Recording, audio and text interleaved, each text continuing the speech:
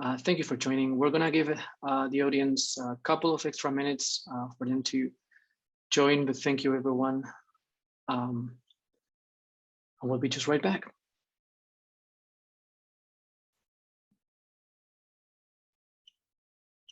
All right, I think we can kick it off. There's probably a few more guys who will join, but I think we can get started. So welcome everyone and thank you for joining to this second meeting of the Hardware Acceleration Working Group. Today we'll have an extended session when compared to the first meeting. We will have an hour of discussion split it into two main areas. In the first 20 minutes or so approximately, we'll be discussing of the status of the working group, updates and contributions that we have received and made. Then we'll have a pause and it's not going to be a pause. We'll jump actually right away into a 30-minute speech from two guests from Paderborn University who are researching on reconfigurable computing and parallel architectures. We'll have the pleasure to have Lienen and Marco Platzner. So I'm sure everyone will enjoy their speech. They're working on something very, very, very exciting. And we'll hear about them in just a bit. And then finally, at the end of the session, we'll have the Q&A. In principle, we'll try, and I'll kindly ask you to please keep all of the questions noted down, and we'll try to address them all at the end of the Q&A. The Q&A both for the initial section as well as the ReconROS section and talk we'll have from our guests. I'll stay as longer as needed if people has still questions. So no worries. We'll try to tackle at least all that I can. All right, so let's kick it off officially. I'm going to start sharing my screen here.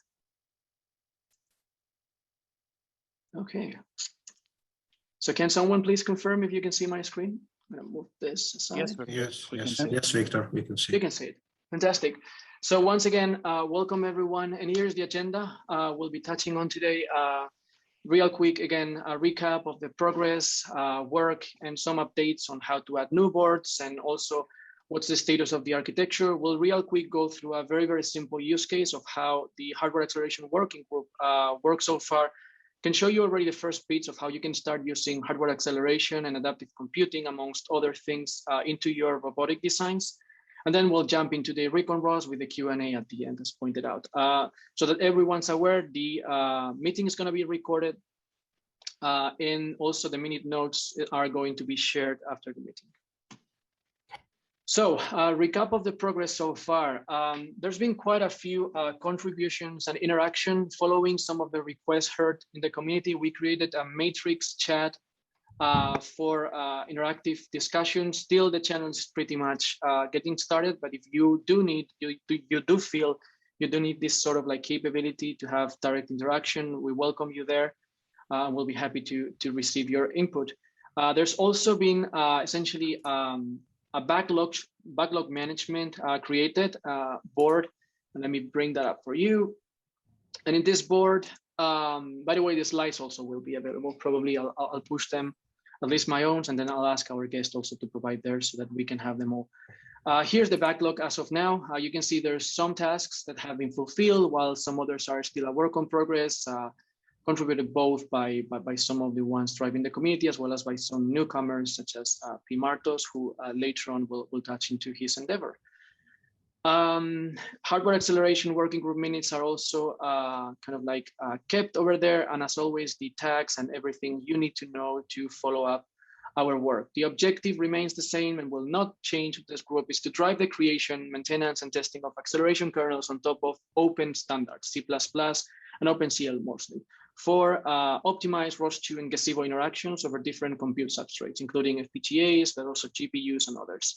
It's important to mention that though we are emphasizing the use of open standards, we of course welcome and want to interface with technologies such as HLS, CUDA, and others to make sure that we essentially can get up to speed with industry standards out there. Still, our objective within the group is to remain as technology agnostic as possible, and we'd like to keep that in mind for any contributions as well as for our work. Now, for what concerns the architecture, as we explained in the first meeting, a quick recap shows you that in this case, we have ported the previous diagrams into a more tidy manner. And we show in here also the different components that with their different statuses, whether they are work in progress or already available. The ones you see in dark gray are available today, and they allow a flow for hardware acceleration that matches very well with the ROS2 flows, development flows typically. We just need to do the usual we are used to. We need to build the workspace. We then need to source the corresponding resulting workspace as an overlay, as we can see in the second line, and then we can use flags to select to which specific hardware target we want to build these accelerators. And this is altogether possible thanks to this architecture proposed, which separates specifically the targeted technologies with the overall ROS2 specific things with the corresponding abstraction layers that allow essentially to keep things as separated as possible so that they can remain scalable. Now, we at Xilinx are looking at this with lots of enthusiasm, and we are also looking beyond. We believe that the hardware acceleration capabilities can be leveraged, of course, on top of ROS2, but also below ROS2 at the under layers. And that's why we are putting together blocks and boxes that aim to add value across the stack, across the robotics stack, all the way down to silicon. To give you a particular example of those things we're cooking and we're putting together, we're already thinking and working actively towards giving you the opportunity, the tools, the capabilities to deliver a more deterministic, more real-time, if any, though real-time is real-time, it's not more real-time, but essentially real-time ROS2 by analyzing, dissecting the complete robotics stack and going from the application layer all the way down to the data link layer, considering the sources of indeterminacy. And Xilinx has answers for all of this. We believe many others also have answers, but we are trying to leverage all these answers in a ROS2-centric manner so that you can use Colcon and Amen tools, you can extend them, and you can still leverage all these capabilities. Capabilities such as, for example, the last level cache contention preventions we do have as part of our solutions, and many more. Again, everything in a ROS2-centric manner.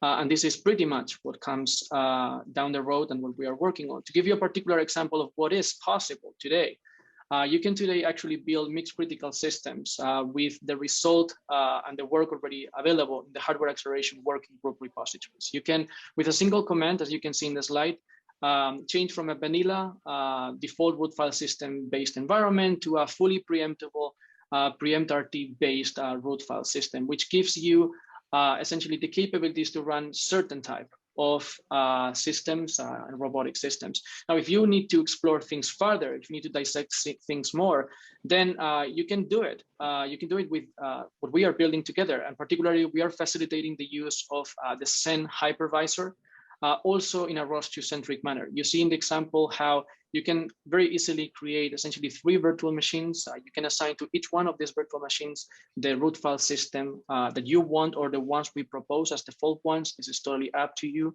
and your use case and your robot. And you can do much more. You can do much more around this, essentially with what comes down the road. Real quick, this vision we're trying to push together forward and to the community. Internally at Xilinx, we are calling it as the Kria robotics stack because we are focusing very much on what we know best. We know our technology, and we know that the Kria portfolio is adding a significant value to the overall ROS2 ecosystem with its adaptive computing capabilities. So with it, we're trying to bring ROS2 down to the silicon level. And we are making it extremely easy to use. So easy that essentially installing KRS today with its alpha release and all of the capabilities I was just describing before is as easy as creating a ROS2 workspace. You just need to fetch the corresponding packages, build a workspace, and start using it. That's pretty much it. As complicated as it gets to already start creating your own specialized computer architectures. And now, if you wish to learn more about KRS and overall about what we are doing in the hardware acceleration working group, there's a couple of resources we have been creating to make you more aware and closer to our view and our strategy as well, to ensure that you all can leverage this. There are these two white papers. You can also access the alpha release that we released a few weeks ago here, and there's also complementary documentation which is available to you today. But if you want to look into some of those things that I was describing before, some of those real-time capabilities and many, many more things we're building, feel free to reach out or feel free to just press on that link when available and ask us to engage with our early access for KRS in its beta, which is something we're very, very excited and which will be available soon. Now, jumping from the current status of the architecture and capabilities that are coming next, let's talk a bit about how can my group, how can my team add a new board to the hardware acceleration working group. This was a point that was raised quite nicely in the last meeting and also in the forums, as well as in the GitHub organization. So we took it very seriously. We went ahead, we grabbed all of our thoughts and dumped them into a series of conventions and architecture proposal, which is right now available in this pull request. If I can get here it is. Okay. So it's available in here, and I'm gonna bring it to your attention. And so right in this pull request, you can check out directly the spec and the architecture proposal. You can review it, you can annotate it, you can make your comments. You can, if you have interest of using this, also add your view. Maybe we missed something, etc., etc. If you maybe have some pointers about the architectural pillars we should be considering, this is the right place to do it. And we are hoping to get the community input in here. We use this, and also we are using the governance policies we believe makes sense for now for the hardware acceleration working group to create this recipe. This recipe essentially is composed of 4 very simple steps. The first one, familiarize yourself with these conventions and architecture we are proposing, which is instrumental to make things technology agnostic. Second, create your own firmware repository for the corresponding board, and we are providing to you actually an example. And this example corresponds with the reference hardware platform for the hardware acceleration working group, which today is the KB260. But we're giving you essentially the release where you can see absolutely all of the artifacts. We already have shipped actually a couple of releases for this. And within the release, you can see all of the artifacts, the list of what is what. And you just need to reproduce those artifacts yourselves, packed it together in a ROS2 package-centric manner. And then with that, you will be enabling effectively your board into the architecture we have proposed. We also suggest, this is probably not mandatory, but we think it's a good practice that you take step number 3, which essentially entails going ahead and assessing the capabilities. Within the conventions we proposed, we wanted to make it very simple for consumers of ROS2 packages to give them a hint of what capabilities each hardware platform provides. And so for that, there's this simple template, which you can check again in the Rep 2008 pull request. And this is just the current status. This list probably will evolve over time as we include more and more technologies and more capabilities. I'm personally eager to add more and more inputs to this, but already starts giving intuition of what can I expect from a hardware acceleration perspective if I were to use this board or a different one. So that's the rationale. Last but not least, of course, make sure you make a pull request to the community repository of the hardware acceleration working group so that we consider your board as essentially one part of the community at the level that corresponds according to the capabilities offered. This is not something we just came out of the blue, but actually something that's being used already by someone that's porting things to the Ultra 96 version 2. So P. Martos is actually already taking the endeavor for this board. And he actually came up with a pretty similar list himself, and we just fine-tuned it a bit to make sure that it aligns with the hardware acceleration working group architecture.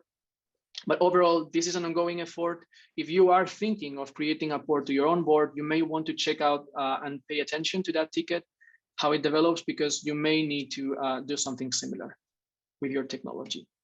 Now, having essentially spoken a bit about the status and having reviewed the progress so far, let me walk you real quick before our guests take the stage of what is possible today with the hardware acceleration working group. And particularly, let me do it through a simple example. So here's Leo, who is a ROSer, a roboticist, and Leo has this simple publisher who is trying to essentially publish stuff at 10 hertz. He's got, however, one function he's calling the vector add function, where he's adding two sources of input from the computational graph, in one and in two vectors. And unfortunately, the operation within this function is somewhat expensive computationally. In this case, we are artificially making it sillily computationally expensive, but there's many of these examples within the ROS2 packages. So in this case, Leo has identified what is the issue in his node, and he wants to optimize it. He wants to make sure he meets his goal, his target, this 10 hertz of publishing. So traditionally, if Leo were to use either Xilinx's technologies or anyone else's, to be honest, he would need to do much of the heavy lifting himself. He would need to essentially ensure that ROS2 is shipped in the right format with the right version in the corresponding board. Make sure that the cross-compilation process is up to what he wants. Make sure he hooks appropriately the corresponding libraries for hardware acceleration. Overall, multiple steps that requires, in most of the cases, deep experience with embedded and also with hardware, which unfortunately creates hurdles for many and makes these capabilities restricted to only a few. So much of the work we have been putting together is to try to avoid this reality. And with the hardware acceleration working group and the extensions to the AMENT build system and the Qualcomm build tools, Leo can now actually, in just a few simple commands using, again, Qualcomm, he can select the target because, again, in his work space, in his ROS2 workspace, he could have multiple targets. He could have the KV260, the CCU102, the Ultra 96, V2, and he could try amongst them all. So the first thing, he selects which one he wants to target. He then can easily build raw SD card images. Again, very easily, no crazy downloads or complex processes. No, he builds it customized for his particular use case. He can pick and configure the kernel, the Linux networking stack, everything, again, looping back to what I was pointing out before about determinism and ensuring we can leverage a more deterministic ROS2 setup overall. Now, once he's done that, he can build his workspace as he will do in his workstation. He can source the workspace. He can get it as an overlay, effectively speaking, and then he can just by adding the flag, get everything right away and ready to be shipped into the board. And he can do this manually. He can use net booting. There's lots of capabilities that can be used in here. But in a nutshell, after doing all of this, which again is very simplified with the work we've been doing with hardware acceleration working group compared to the previous approaches that we still see with many other technologies, he still observes that the publication rate is below his target. He was aiming for 10 hertz, but he gets 2 hertz. And here is where hardware acceleration really comes to play. Of course, we are analyzing a very simple example, but in most cases, some level of tracing and benchmarking is required to ensure he selects the right things to accelerate. And this is something, by the way, we're working very actively on. So expect good news on this front from our side, from the hardware acceleration working group. Now, going back to Leo's example, Leo decides to create an acceleration kernel, and he uses HLS for this. And in this case, he just adds these 3 lines which allow him to optimize the data flow of this particular kernel. There's no real exploitation at this level of parallelism within the code. This just optimizes the data flow. And just by doing so, and again, using the same command, so see the flow of development is actually very ROS2 centric. It's very simple to follow up and to optimize your robotic systems. That's what we wanted to do. We were obsessed with ensuring that we do provide the best experience out there for hardware acceleration. And with this tiny change, he gets to 6 hertz. This may sound familiar if you attended the past meeting, because this is what we showed directly with source code. But as promised, he can do better. He can do better. He can not only optimize the data flow, but also exploit code level parallelism. And as you can see, the fixes or the changes are tiny. But by doing so, he already can reach his desired target. And again, the flow remains the same, very ROS2 centric. Now, this is what's available today and what you can explore with your own ROS2 node, with your own ROS2 robotic systems. But there is more coming, and that's what I introduce as this commitment from Xilinx to push things further with the Kria robotics stack. With the Kria robotics stack, we are not just providing these capabilities for you to accelerate things, we're also leveraging Xilinx's expertise in hardware to leverage hypervisors to create mixed critical systems, to leverage time-sensitive ROS2 core layers, such as RCL-CPP with a deterministic executor. We are also working on providing a more deterministic DDS solution, and even a data link layer that is time-sensitive through leveraging time-sensitive networking. So end-to-end ROS2 real-time is what we are aiming for here, also using and leveraging adaptive computing and hardware acceleration.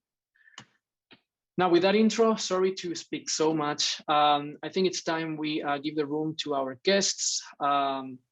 So yeah, we'll push the questions to the end, as pointed out, and hopefully everyone will enjoy very much. I'm sure you will, the session now on ReconROS. So Marco, Christian, would you like to take the stage? Yeah, hello all together. Can I share screen? Please go ahead. I'll stop mine. There we go. Okay, I think you can see that now. We can see it. Thank you. Okay, excellent. Yeah, thanks Victor for having us today and allowing us to present our work here. So we are a kind of academic research group at Paderborn University, which is in Germany, in case you don't know. And we have recently started working on something that we call ReconROS. So we do have a background in reconfigurable computing, and personally, I'm dealing with FPGAs more than 25 years now. And ReconROS is kind of a combination of ReconROS and ROS. So, and accordingly, we will have two parts in our presentation. First, I will give a very short intro into ReconROS. That stands for Reconfigurable Hardware Operating System or Reconfigurable Computer Operating System. And then Christian will take over and explain how he built ReconROS by combining ReconROS with ROS. So that is then work that originated 15 years ago or something like that. And back then, and still for major parts today, what is the typical way of integrating hardware accelerators into the software world? So typically we do that, or it is done as co-processors, right? That means there is some piece of hardware sitting in the reconfigurable logic. Then there is a memory mapped registers for control and for steering, and the software part then has to basically connect to that and send data there, configure that, and start computation, and then wait for the result. So in software terms, this is effectively a remote procedure call, right? And that has a number of issues. First of all, the hardware accelerators are rather passive, right? Just sit there and wait to be called for execution. They cannot initiate things on their own. And second, the interface between software and hardware is always to do afresh and kind of tedious, because the software has to be changed. You have to insert the commands that deal with the reconfigurable part. On that aspect, there was a lot of progress in the last years, I would say. So the FPGA vendors came up with kind of tools and systems that allowed you to connect and build these interfaces kind of automatically. So, but since this 15 years ago, we came up with an approach for combining the software and hardware in a different way, like at the operating system level. So what we did, we kind of extended the multi-threaded programming model that is anywhere there in operating systems, or say in real-time operating systems, and also in larger ones, where you deal with an application that comprises multiple threads. And we just took this kind of hardware accelerator, so the digital circuits that we program into the FPGA, and made them to hardware threads, right? So basically on par with the software threads. So these threads, either hardware or software, can now communicate and synchronize with the other threads, and don't even have to know where their counterparts, where they are mapped to, whether to software and hardware. So for example, if what we did use POSIX threading library as that, then we have a kind of a standardized interface between the software and hardware. Right? And so the term hardware thread might be a bit misleading, because in the software world, the thread is typically a small execution unit with a sequential thread of control. And of course, in our hardware accelerator, we do not want to have a sequential control. We want to have massively parallel implementation. Right? And in order to explain how we established that, I'm showing a bit more elaborate slide. an example architecture, how it looked like. So on the left top side, we see the processing system with the CPUs. They're running Linux, for example, and on top of that, our ReconROS layer and software threads. And on the right-hand side, we see the programmable logic with two so-called reconfigurable slots, which are the areas on the FPGA we use to map the hardware accelerators into. And now we have the hardware threads, so two in this case. And these hardware threads, or accelerator circuits, they communicate on one side to the operating system via the so-called OSIF, operating system interface, and on the other side to the memory via the memory interface. And now the way this works is that the hardware thread implementation itself is hopefully highly parallel. That's why we achieve kind of faster runtimes. But what is sequential is the communication with the operating system. Right? As in a software thread, right? There's one operating system call after each other, and it's really sequential. And this behavior, so the sequence of operating system calls, is captured in what we call it OS-FSM, operating system finite state machine. And that is the same kind of structure that we have in a software thread. And the second important thing is on the software side, we have so-called delegate threads. And there is one delegate thread for each hardware thread. And the delegate threads are very lightweight software threads. What they do is they call the operating system's services in behalf of the hardware threads. So we do have a communication between the OS-FSM and the corresponding delegate thread that then actually executes the operating system call. That has pros and cons. Maybe a small con is that this takes some time. Right? We have to raise an interrupt and to go through the interrupt system on the CPU, through the Linux kernel, until we arrive at the delegate thread. So since this takes some time, this is not maybe intended for hardware threads that do extremely frequent OS calls. Right? But that's anyway typically not the case for hardware accelerated functions. On the pro side is flexibility. So we can make basically any operating system call available for hardware threads, if that makes sense, right? So it's very simple to add. One thing I'd also like to mention is preemption. So on software, of course, we have full preemption by the operating systems. In hardware, full preemption is in principle possible, but extremely tedious to implement and expensive in terms of memory and time. So what we follow here is a cooperative multitasking approach in the sense that the hardware threads, they indicate when they want to or can or want to yield control to something else, right? And then the software part can react on that. And a bit more advanced by FPGAs that can use partial reconfiguration, we can use that feature to load or remove the hardware threads at runtime. So this ReconROS project has been running for, as I said, 15 years or so. We have, in the course of that, been able to do a lot of different versions. They all share the same idea of that ReconROS is the multi-threaded model in software and hardware. So we are an academic group, and obviously we have limited resources for maintaining an open source repository and providing all the examples. So that has also been side projects by PhD students. But as you can see that we have covered several generations of operating systems of FPGAs with processor cores, sometimes even with soft processor cores. And the current version we have is for the Zynq.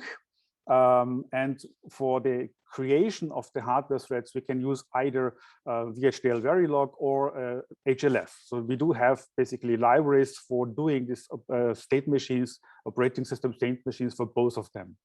A ReconROS version for the ultrascale is underway for the 64-bit architecture. So over the time, we have done a lot of student projects and also other cooperative projects, some even with industry, using ReconROS. And the experience from these years is that ReconROS was extremely useful in especially three settings. The first is, that has also been kind of mentioned already by Victor, is that this supports a kind of a step-by-step application process. That means when we start with a hardware acceleration project, we would not start with coding hardware. Right? We will first focus on the application and typically get the functional application right on a desktop, which is a familiar environment for most, at least for most students. And then once this is okay, we move to the embedded platform. And then we have a running system, a multi-threaded system on the embedded platform. And then this process starts maybe profiling where is the runtime spent or what kind of threads could be accelerated, and then trying to replace the software threads by corresponding hardware threads. Okay? That is a lower entry level for many people going for hardware acceleration. The second advantage is that ReconROS facilitates design space exploration. Right? So once we have an embedded implementation in multi-threaded software, it's often not very clear what is the best option to accelerate it, which thread to accelerate or which threads to accelerate. Or you could also have several instantiations of one thread and use kind of data level processing. So, and with ReconROS, we can just, once we have the threads in software and hardware, we can just change configuration files and then rebuild the system. Okay? And that's very easy to create all these different versions, because the other threads that the hardware threads communicate with, they don't have to be changed, right? And also the operating system doesn't have to be changed. It's the totally communication via the POSIX library calls.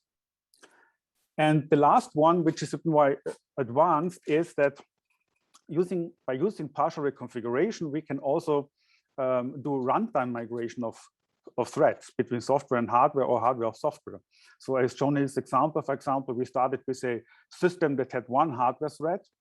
And then maybe because the workload changed and the performance was not sufficient, we decided to run a second thread in hardware. And later on, maybe again, the workload changed, we decided to go back to all in software. Right? So this kind of freedom that we have by migration allows us to change the partitioning between hardware and software threads, and also change the number of threads.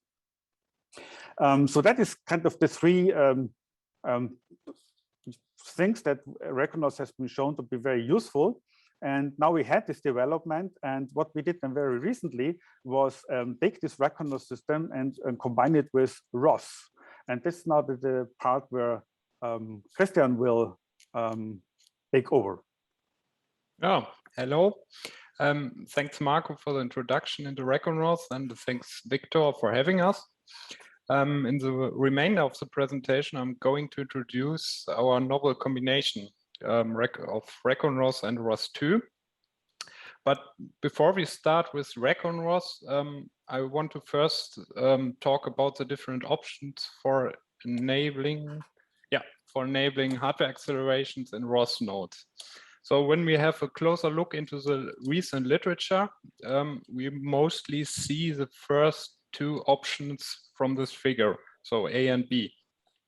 In this case, the ROS2 node is more or less executed in software, and if it's need, for example, hardware acceleration for offloading computational intensive things, it runs a RPC call to this hardware accelerator, waits for the results, and then works or sends the data to another ROS node. But what we did, or what our intention or idea was in ReconROS, was to initiate the ROS behavior of the node, or to run the ROS2 node fully into hardware. So the communication is, in this case, initiated by the ROS2 node and not by the ROS2 node in hardware, and not by the software implementation. Sorry, this is gonna be okay. Yeah, no problem.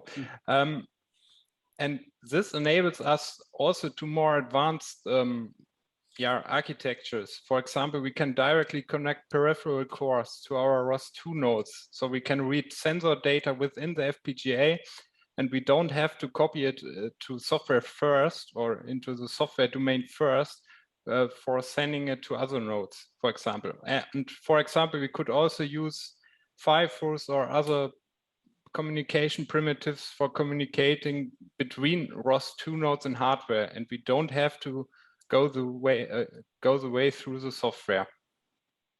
And now the question is how we did that. That we will see in the next slide.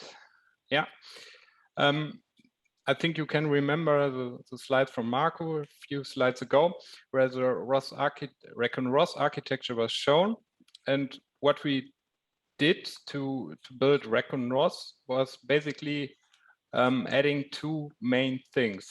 The first thing is our ReconROS stack, which adds ROS2 related objects to ReconROS. So these objects are, for example, ROS2 nodes that are publisher, subscriber, there are services and actions, both as service, as server and clients. And the stack also includes things like initializations of these objects or the memory management. When you think on the RCL library, for example, you have to declare allocators and so on and so on. And that is basically done by our ReconROS stack. And for accessing this stack, we have created the ReconROS API, which allows hardware and software threads to use the same API.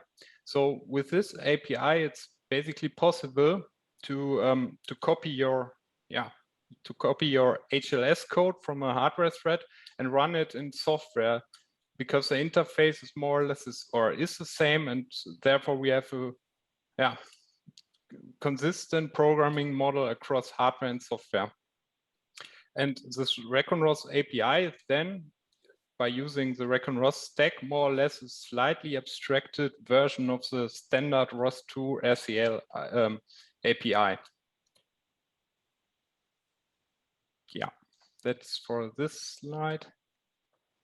Okay, and how do we create output products? So our target platform is more or less, or currently the Xilinx 7000 architecture. So an ARM processor in combination with programmable logic. And a ReconROS project comprises a project configuration file, which specifies, for example, the number of threads, the name of the threads, the used components, and so on, but also the target board and things like that. And additionally, we have software sources, which are written in C and C++, and we have message definition files that are the same message definition files which you also use for ROS2, for example, where you can specify messages. And hardware sources as well, which can be C, C++, HLS sources, and also Verilog and VHDL descriptions for very optimized designs. And for the cross compilation, we use an QEMU emulated Docker container that has, in our opinion, some advantages, especially for larger projects with many dependencies, because we then just can use the packet manager of the Docker container to install dependencies, and then we don't have to compile it by ourselves.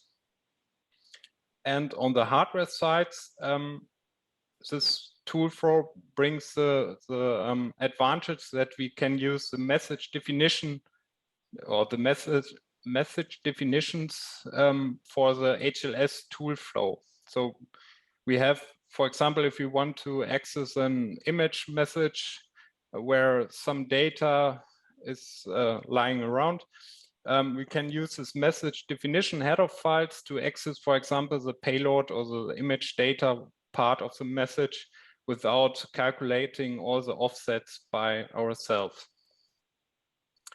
And the output products of our tool flow is at first an ARM binary to run it on the processing system.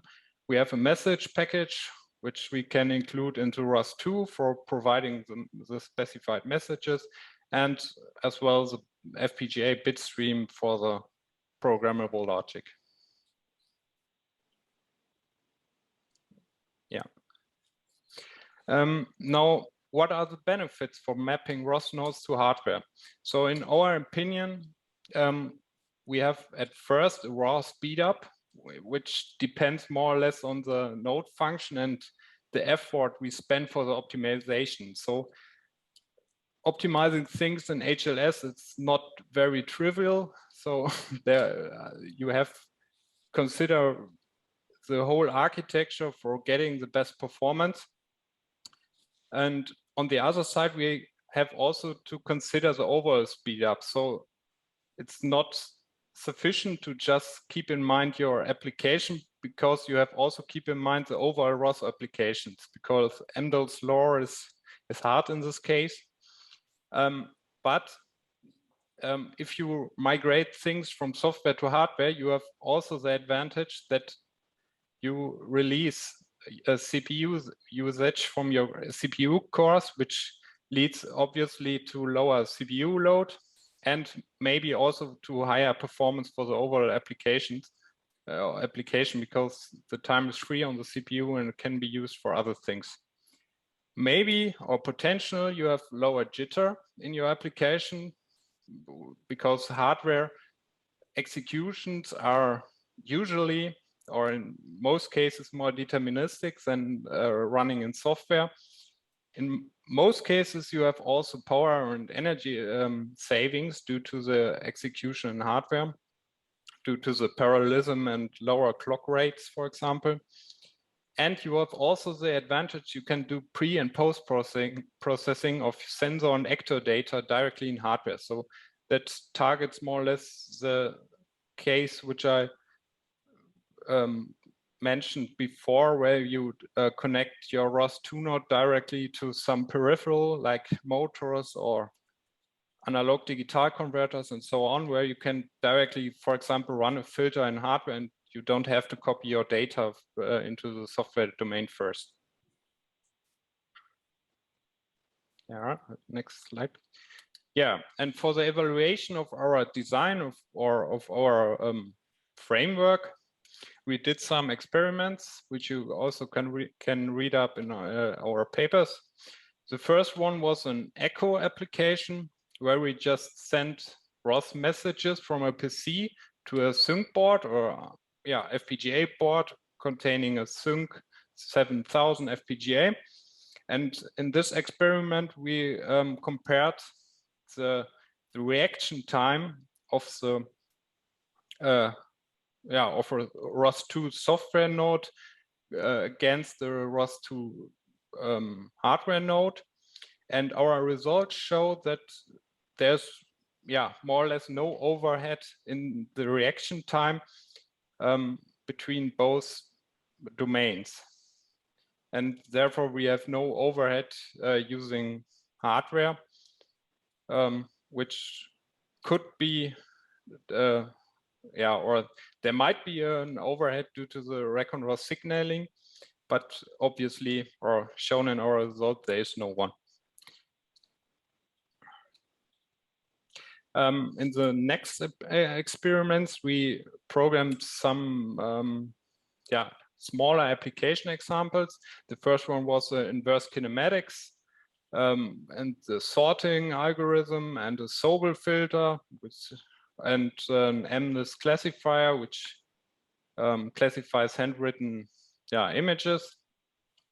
And we implemented this application without hardware optimizations, so without any HLS pragmas and so on. And this evaluation or this experiments showed that there is, in most cases, a speed up. For example, for the inverse kinematics, we have a raw speed up of 6.3. So as this speed up raw is just the speed up of the nodes. So between receiving a message and sending it back, the whole computation is then the T raw, and the overall communication or the overall speed ups, which also comprises the communication between the PC and the sync, it's then much lower. And the result or the message of this experiment is that the communication time tackles the speed ups and reduces the speed ups, and that the raw speed up is not all in this case. And the second and the third and last experiment was a larger mechatronics model, where we built three different ball and plate demonstrators, which are able to balance a ball on its plate. And in this scenario, we used three different FPGA boards where we distributed threads randomly, more or less, between the hardware and software domain and on the different boards. And this example should show the ability of ReconROS to handle also larger projects, and also there were some measurements where we could show that the deterministic behavior of the system is better for using hardware threads than software only implementations.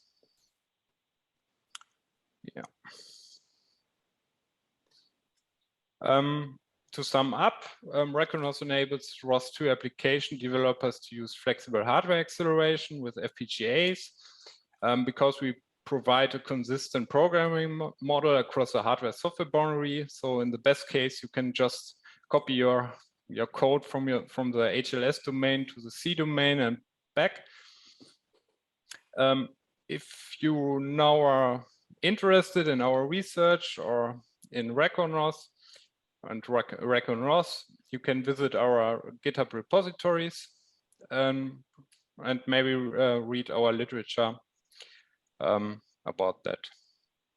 Thanks for your attention, and I hope we can answer your questions.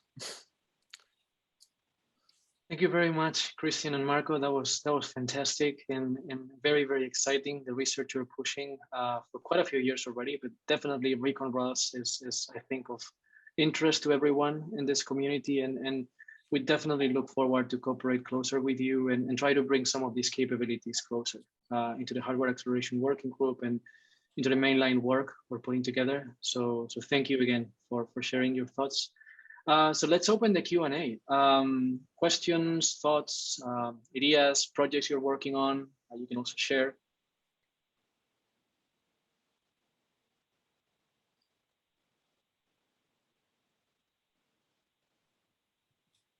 I guess I had a question on the ReconROS stuff. So you're building on top of the RCL layer. Is it like essentially another adaptation similar to RCL CPP? Or is it built on RCL CPP? What's the story there?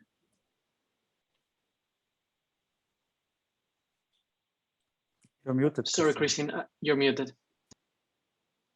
Okay, sorry. Yeah, thanks for the question. So we basically built on RCL because ReconROS is more or less a C build tool and only supports the C language. So yeah, that's basically it, I think. Or what targets your question? I think that was kind of just, I was just interested in where the entry point is. And I guess for the messages, it uses the standard build system already in place, just adapts it to export to hardware. Yeah, for the messages, we use the Calcorn build tool in this Docker container, and then we get this message package out of it, and then we can transfer it to our ping board and then run it on there. Great. Maybe connected to that, a question, or more than a question, maybe a discussion. It was, and I got that the first time I read your paper, and it was interesting because that's the first thing I tried while we were architecting our initial steps in the hardware acceleration working group overall architecture. But I did see that not just you yourself, but also other groups are using Docker containers actively for cross-compilation. It seems to be a common practice overall. And I'm personally typically very in favor of Dockerizing as much as possible. But the reality is that my experience, and by the way, there's also an ongoing project in the ROS2 community, I think pushed by AWS, if I'm not wrong, which did actually a cross-compilation tool for ROS2 based on Docker containers. So there's definitely ground for going in that direction. But when I tested this experimentally, what I obtained was that since you're building artifacts in emulation, the overall, and that's exactly what I did as well. And I think also what is proposed in the community, the result was that for simple ROS2 nodes, it was okay. Like it was okay, but as soon as you started building many packages, many of which were essentially, let's say, more complex and required more time to build them, then the times that I was experiencing were exploding, like an order of magnitude above or more, due to the fact that you were essentially using emulation for this process when compared to just doing cross-compilation natively in your workstation. So I'm just comparing cross-compilation natively versus doing it on the emulation. So what are your thoughts in there? Maybe my experiments need to be repeated. I'm definitely open to hear thoughts about that. Yeah, I think there's a trade-off. So, for example, I recently compiled the OPSLAM2 algorithm with this Docker container, and now you have the options to cross-compile it, but you also have to cross-compile every library for your applications, and maybe that takes the same time like the overhead due to the Docker containers. So I'm still not sure if that's the best way to do, but in my case, in my opinion, it's the simplest way for compiling, for cross-compiling. Yes, the times are much longer, but due to parallelism and so on, it's not that bad, I think. And just to be clear, by parallelism, you mean while building the kernel, right? Yeah. So you have I think yeah, you have multi-core support in this Docker container and so on. So it's okay. It's not very good, but it's okay, I think. Yeah, I fully agree. I think that there's a trade-off, and I think both can coexist indeed. The experience that I mostly observed was that in iterative development processes, where you essentially are just touching HLS and iterating, the overhead that you do experience by going the Docker path and emulation path was something that was impacting very much my development. But I can also get the fact that when you're facing a very complex structure of packages, the cross-compilation can also be somehow kind of like reaching middle ground there.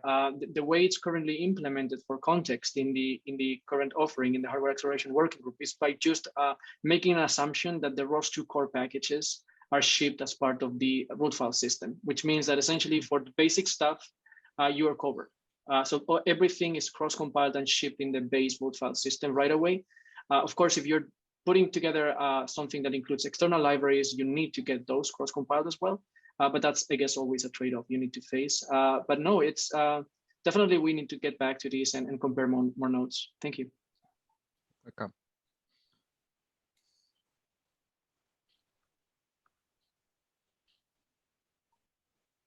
I think, Gordon, would you like to jump ahead and make some comments? Sorry, you're muted.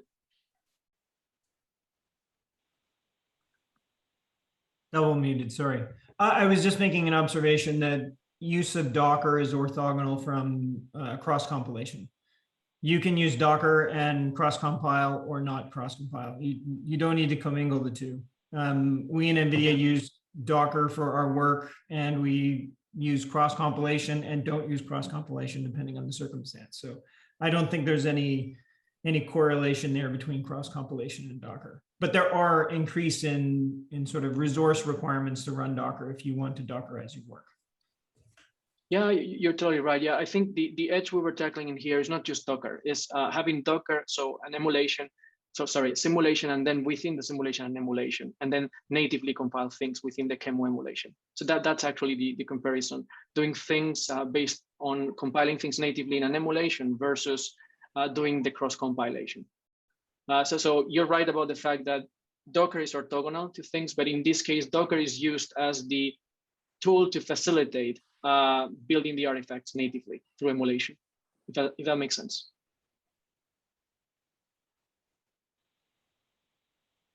And it makes it so you can share the work more easily, right? Because you can package up your work environment with your tool chain and everything, and it's much more portable.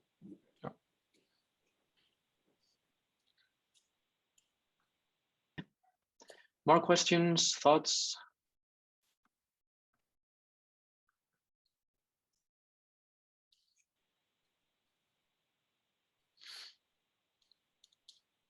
All right, so if not, it's 9 p.m. in Spain, guys.